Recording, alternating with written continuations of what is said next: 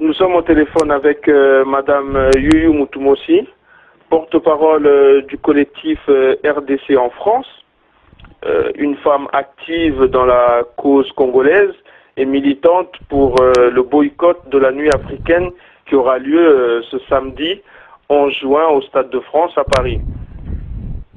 Comment allez-vous, Madame Mutumossi? Je vais très bien, merci à vous. Merci Congo Mikili de me recevoir sur vos ondes. Ok, c'est gentil à vous aussi de nous répondre. Alors, comme l'avait annoncé Zachary Bababasoué, une délégation congolaise est arrivée aujourd'hui à Paris via Bruxelles. Donc, ils sont venus apparemment pour participer à la nuit africaine qui aura lieu, comme je l'ai dit précédemment, le 11 juin à Paris. Avez-vous des informations? Avez-vous quelque chose à nous dire par rapport à ça? Oui, donc en fait, ce n'est pas seulement une délégation. Donc en fait, là, comme je vous parle en ce moment, il y a eu une première délégation qui s'est présentée tout à l'heure, en début d'après-midi, Gare du Nord. Nous avons eu des informations comme quoi une première délégation se présentait. Parmi cette première délégation, il s'y trouvait apparemment le général Etumba avec sa garde rapprochée, ainsi que d'autres généraux, militaires, colonels, etc. De la République démocratique du Congo. Donc ces personnes, on va dire, ont été accueillies, entre guillemets, à la gare du Nord. Je pense que vous êtes au courant de toute façon que c'est une lutte, que les Congolais ressentent vraiment un ras-le-bol qui ne peut malheureusement se présenter autrement que par des actes qui peuvent être qualifiés de violents, mais que l'on peut, je pense, comprendre par rapport justement à la violence qui se déroule aujourd'hui en République démocratique du Congo. Et donc là... Mais qu'est-ce qui s'est passé aujourd'hui? Vous dites à la gare du Nord, ils ont été accueillis par les combattants, les patriotes, c'est ça? Donc on va dire des patriotes congolais, mais pas seulement. Hein. Je suis en train de vous expliquer parce que là on parle effectivement de la nuit africaine qui doit avoir lieu samedi 11 juin au Stade de France. Cette nuit africaine, vous savez, il n'y a pas que les Congolais. Donc il y a des Ivoiriens, il y a des Camerounais, il y a des Gabonais. Et justement, nous avons appris que cette délégation est venue pour assister à cette fameuse nuit africaine. Mais ce qui nous étonne un peu, c'est que des militaires abandonnent des champs de bataille pour assister en masse à une nuit qui se veut être la célébration de l'Afrique. Mais on se demande évidemment de quelle Afrique, parce que nous, évidemment, nous avons prôné un boycott de cette nuit en rapport avec ce qui se passe en Afrique, parce que nous savons qu'il y a une Afrique qui danse et de l'autre côté, il y a une partie de l'Afrique qui se meurt. Donc, on va revenir sur ça, Madame Mutumossi, oui, bien sûr, on va revenir sur ça. Mais ce que nous souhaiterons connaître au jour d'aujourd'hui, à l'heure où nous parlons, c'est exactement ce qui a pu se passer à la gare du Nord. Parce qu'on a entendu des bagarres, on a entendu une forte descente de la police française. Qu'est-ce qui s'est réellement passé à la gare du Nord aujourd'hui? Alors, selon mes informations, parce que j'étais en ligne au téléphone avec des personnes qui sont sur place à la gare du Nord. Donc, comme je vous disais, il y avait une première délégation qui est arrivée avec le général Etumba. Cette première délégation est arrivée à la gare du Nord. Bon, apparemment, il y a eu des frictions. Le général Etumba aurait été agressé physiquement par des membres des patriotes congolais. Des patriotes congolais. Et là, au moment où je vous parle, une deuxième délégation est arrivée gare du Nord il y a environ une heure et demie. C'est une délégation quand même assez importante parce que je pense que la première devait comprendre entre 15 et 20 personnes, peut-être 30 personnes. Je suis pas sûre des chiffres, donc je vous parle approximativement. Mais la deuxième délégation comprend environ 80 personnes. Dans les 80 personnes, il se trouverait donc Monsieur Amissi, le colonel Kanyama, qui aurait été tous deux également agressés par les patriotes, et d'autres membres des services apparemment de l'ANER. On aurait reconnu l'un des responsables de l'ANER, donc l'Agence nationale de renseignement. Donc je vous dis que vraiment c'était, on va dire, c'était très très très chaud. En langage commun, c'était plus que chaud. Ces personnes se sont un peu éparpillées dans la gare du Nord. Aux dernières nouvelles, la majorité de la délégation, la plupart de enfin les membres de la délégation se seraient réfugiés dans un café qui s'appelle le Café du Nord et sous escorte évidemment de la police française qui, je pense, essaierait de les évacuer parce qu'il y a un attroupement. Hein. Au moment où je vous parle, il y aurait un attroupement conséquent devant ce café et les patriotes congolais n'arrêtent pas d'arriver gare du Nord. Donc voilà, je sais que la circulation a été interrompue, donc c'est un peu, on va dire, un peu la pagaille. Voilà. Si je vous ai bien compris, vous êtes en association avec les autres Africains, aussi bien les Ivoiriens que les Camerounais et autres, qui vous ont donné un coup de main à la gare du Nord aujourd'hui. Bon, on va pas dire qu'ils sont venus donner un coup de main. Hein. Je vais pas dire que oui, les Ivoiriens, les Camerounais sont venus pour castagner. Non, en fait, c'est une solidarité. C'est quelque chose de ponctuel. Vous savez, avec Internet, les informations circulent vite. Je pense que justement cette nuit africaine, c'est là toute l'Afrique. C'est pas seulement le Congo. Donc c'est une façon aussi de montrer la solidarité africaine, parce que de l'autre côté, on a une Afrique qui célèbre Dieu sait quoi, et de l'autre côté, il y a des Africains qui ont pris conscience du mal qui se passe en Afrique. L'Afrique a été vraiment très meurtrie cette année, et donc il y a une solidarité qui s'est fait ponctuellement suite par rapport à Internet, etc. On est venu soutenir des patriotes congolais qui se voient aujourd'hui nargués par un gouvernement qui vient en force, en masse, pour une nuit africaine, chose très étonnante parce que je ne pense pas que au niveau ivoirien, du côté ivoirien, camerounais, on ait vu une telle délégation, une telle démonstration de force de la part d'un gouvernement. Donc c'est très étrange. Des échos qui nous parviennent nous disent qu'il y a aussi Madame Kabila qui serait sur Paris et qui serait venue également pour assister à cette manifestation du 11 juin. Oui, on va dire que c'est plus que probable, parce qu'apparemment elle aurait été, selon témoins, elle aurait été aperçue dans un certain hôtel des avenues parisiennes. Donc voilà, il paraît que bon, il serait plus que probable qu'elle soit présente. Je ne l'ai pas vue personnellement, donc je parle au conditionnel, mais apparemment oui, elle devrait assister à cette nuit africaine, donc elle ferait partie de cette délégation qui est fractionnée, hein, donc ils sont en train de venir petit à petit, en sachant qu'ils sont venus de Bruxelles vu qu'ils sont arrivés via Thalys, et donc oui, apparemment la première dame du Congo devrait assister à cette nuit africaine. Donc le chiffre que Zachary avait annoncé de 300 personnes venant avec les drapeaux « Touche pas à mon président » va s'avérer être réel en fait. Oui, on pensait que M. Bababa est habitué à dire tout et n'importe quoi et son contraire. On pensait qu'il était encore dans le personnage, hein, dans l'excès, dans l'exagération.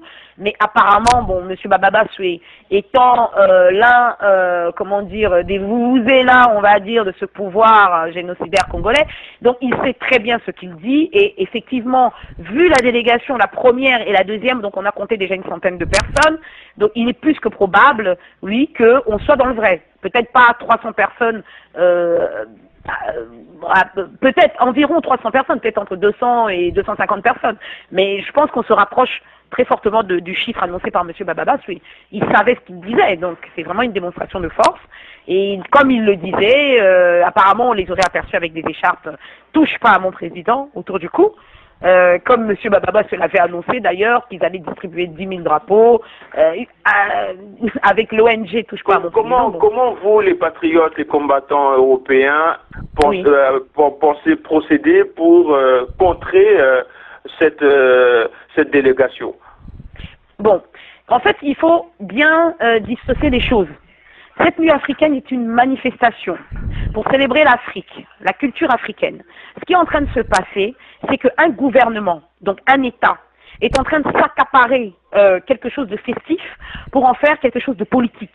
Donc on est en train de récupérer une manifestation qui devrait à la base être le rassemblement d'Africains venus célébrer leur culture, venus célébrer leur musique et leurs artistes, mais la délégation congolaise qui est venue en masse, en soutien évidemment à M. Werason et à M. Fally Ipupa, est en train de politiser cette chose. Donc je trouve que c'est très malhonnête. intellectuellement. Excusez-moi, mais c'est que les combattants aussi ont fait quand ils ont pris en otage les artistes musiciens en les empêchant de jouer, puisque eux ils se disent apolitiques et ne cherchant seulement à faire leur métier qui est de chanter et faire plaisir aux gens. Vous avez aussi amené les musiciens sur le terrain politique. Oui, alors attendez. Nous avons amené les musiciens sur le terrain politique. Est-ce que vous êtes sûr que ce sont les combattants, les patriotes, résistants qui ont amené les musiciens sur le terrain politique?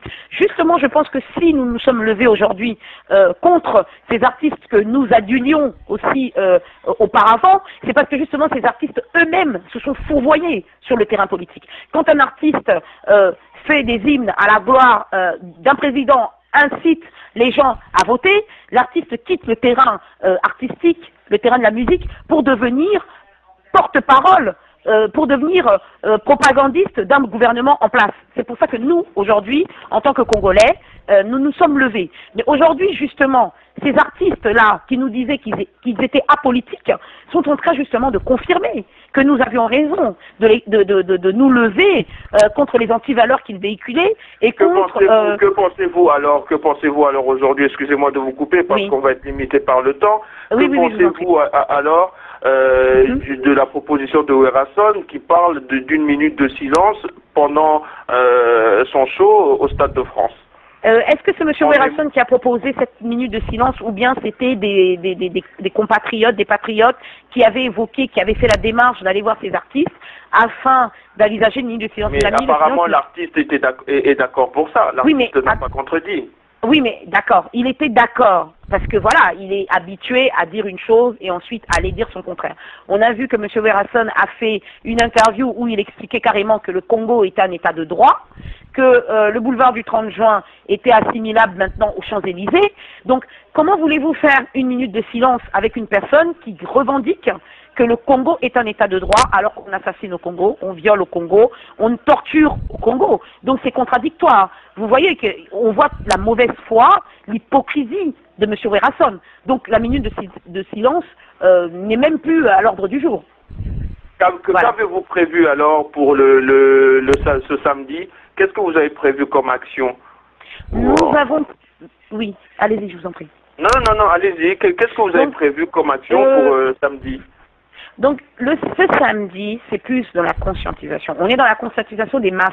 Parce que je répète que ce n'est pas seulement une manifestation congolaise, mais c'est toute l'Afrique qui va se réunir ce soir-là. Donc, nous ne sommes pas seuls, je le répète. Nous avons des frères ivoiriens avec nous, gabonais, camerounais. Nous sommes là pacifiquement pour expliquer au peuple français, à nos frères africains qui se rendront au Stade de France, que pendant que nous dansons, il continue à avoir des assassinats politiques, des meurtres, des génocides, des viols en Afrique. Et donc nous sommes là vraiment dans un souci de conscientisation. Expliquer que ce n'est pas parce que nous dansons, que l'Occident nous fait danser, que nous devons oublier l'Afrique qui meurt. C'est ça en fait. Vous allez venir encore à un nombre réduit, comme on a l'habitude de vous voir, ou vous allez venir en masse? Comment ça un nombre réduit? Comment ça un nombre réduit comme on a l'habitude de nous voir? Je pense que vous avez vu la dernière manifestation le 12 février. Je pense que quand même vous avez vu qu'il y avait des gens dans les rues. Parce que nous ne sommes pas un monde... Ce qui compte, monsieur Nsandji, c'est pas la quantité, mais c'est la qualité. Et puis c'est surtout la portée du message. Aujourd'hui, nous voyons que le peuple congolais est debout. Nous n'avons pas besoin de 10 000 personnes devant un micro pour faire passer un message. Lumumba, quand il a commencé, il n'était pas 10 000. Donc c'est la qualité du message qui prévaut et c'est surtout la portée du message. Et aujourd'hui, vouloir ou pas, à travers les actions des patriotes congolais, le peuple congolais, surtout la diaspora congolaise, a pris conscience du problème qui se déroulait en République démocratique du Congo. Et je pense que c'est surtout ça qu'il faut retenir. D'accord. Mais pour revenir à peu près à ce qui se passe depuis que nous sommes au téléphone et bien avant cet après-midi à la gare du Nord à Paris, que va être la suite des opérations que vos amis patriotes ont entamées contre ces généraux et cette délégation venue de Kinshasa? Qu'est-ce qui va se passer de cette nuit, demain? Vous allez les poursuivre un par un dans leur chambre d'hôtel? Comment ça va se passer? Ah, non mais écoutez, je ne vais pas non plus commencer à rentrer dans les détails. Vous voyez, nous sommes en train de vivre une situation impromptue, donc nous nous adaptons à la situation. Je ne peux pas vous dire, je ne suis pas Dieu, je ne suis pas devin, je ne peux pas vous dire dans les 10 prochaines minutes ce qui va se passer. Si, je pense que si je pouvais le faire, j'irais au bureau de tabac du coin, je jouerais au loto et certainement demain je serais millionnaire.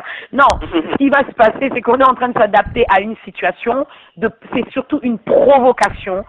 Venir narguer le peuple congolais comme ça, tous ces généraux qui viennent en masse pour venir entre guillemets s'ambiancer, alors que le peuple congolais revendique des choses et qu'on n'est pas entendu, nous allons faire ce que tout bonnement, même la constitution congolaise nous autorise à faire, c'est-à-dire que quand un pouvoir devient démissionnaire, le peuple a le droit de se lever et de contester. Donc on est vraiment dans la contestation. Donc ce qui va venir arrivera et je pense que Monsieur Roger Moussandi, vous êtes bien placé pour avoir les informations minute par minute. Donc on verra bien ce qui va se passer. Je ne peux pas rentrer dans les détails.